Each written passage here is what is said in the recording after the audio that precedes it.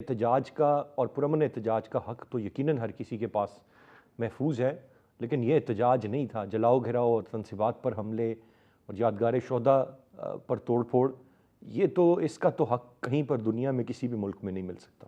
دیکھیے، یہ واقعات جو ہے جو 9 اور 10 مئی کو اور پھر اس کے ایک آدھ دن بعد تک جاری رہے، آرمی کے لیے ان واقعات کی اہمیت اور ہے، ان کا رد عمل مختلف ہوگا، وہ پیشہ ورانہ ہوگا۔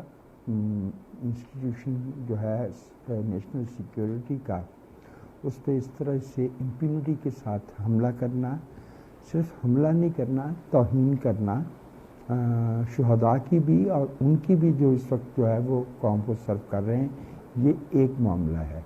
لیکن اس کا ایک دوسرا پہلو یہ ہے کہ جو عمران خان صاحب کی مخالف سیاسی جماعتیں اس وقت گورنمنٹ میں ہیں، پی ڈی ایم، وہ بھلے ان سو مینی ورڈز نہیں کہیں، لیکن وہ اس سے زیادہ پولیٹیکل مائلیج ایکسٹریکٹ کرنے کی کوشش کریں گے۔ میری رائے میں وائل ان معاملات کو کنڈیم کرنا چاہیے، ان پہ کارروائی ہونی چاہیے، قانون کے دائرے میں رہتے ہوئے ہونی چاہیے، لیکن it should not be a witch hunt, اور and it should not be to the advantage of one political stakeholder اور one set of political stakeholders. یہ میں ایک بات عرض کرتی ہوں۔ دوسری، میری رائے میں پروجیکٹ عمران جو ہے وہ اب ختم ہو گیا۔ اگر اس میں کوئی کسر باقی رہ گئی تھی تو وہ ختم ہو گئی۔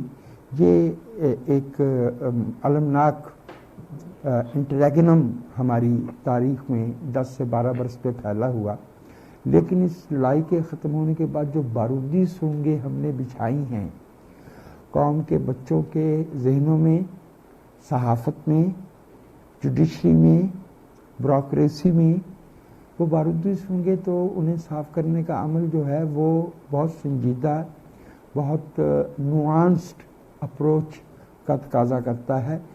محض چند لوگوں کو جو آئیڈینٹیفائی ہو گئے انہیں سزا دینے سے بات نہیں بنے گی۔